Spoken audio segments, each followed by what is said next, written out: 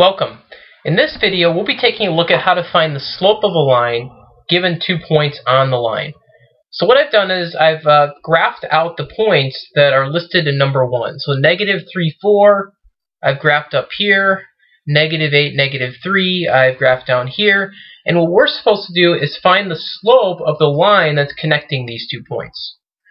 So what slope measures is basically how steep the line is. So, in my opinion, this is sort of like a line with medium steepness.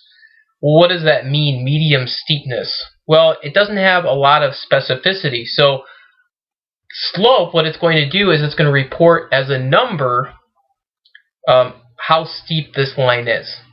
So, the slope for lines is always either going to be a number or, in one case, it's undefined for lines. So it's either a number or it's undefined. It's never going to have a variable with it. So let's see what we can do. I'm going to start at this point down here. And what I'm going to measure, the way that we measure slope, is if I travel from this first point to the second point, the first question to ask is, how many steps up would I need to make in order to get from this point to this point? Well, if this point is down at negative 3 and I want to go up to 4, how many steps would I need to make? Well, one way to figure it out is to use subtraction. So I could take I could take 4 minus negative 3. Okay, if I do that, 4 minus negative 3 is equal to 7. So in other words, to get from this lower point to this upper point, I would have to go 7 steps up. Okay, well, how many steps over would I have to go to get from this point to this point? So how many steps to the right would I have to go? Well, again, the over part is determined by the x-coordinate, which is this first number in each ordered pair. So if I want to figure out how far over to go, I'm going to use subtraction again. I'm going to take negative 3 and subtract negative 8.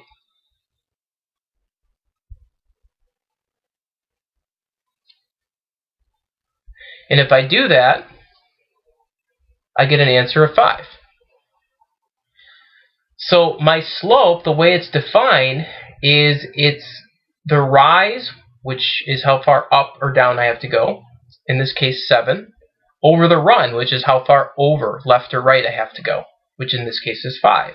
So the slope of my line, the line we just found, is 7 over 5. So in general, the way to find slope is I take the one y-coordinate minus another y-coordinate. So we call that y2 minus y1. We take the y-coordinate of the second point and we subtract the y-coordinate of the first point. Because we have 2 points, I wouldn't just want to use y and y, otherwise I wouldn't know which y-coordinate I was talking about. So that's why we have this little subscript of 1 and subscript of 2 to denote this y-coordinate is for the second point, this y-coordinate is for the first point. Okay, then on the bottom, I've got x2 minus x1. So again, since I started with y2 on the top, I have to start with x2 on the bottom. Well, x2 is the x-coordinate that matches the second y-coordinate. So x2 and y2 go together, x1 and y1 go together. So on the bottom, I've got x2 minus x1. If I plug those numbers in, again, y2 is 4. In my case, y1 was negative 3. So notice that when I do the subtraction, I've got the subtraction sign, but the number was negative, so I've got subtract negative 3 on top. And on the bottom, I started with x2, which is negative 3, minus negative 8. So again, I have minus negative 8. Okay. I want you guys to try number 2. Pause the video and then restart it after you've given it a try. So for number 2, again, I always start by writing out my slope formula.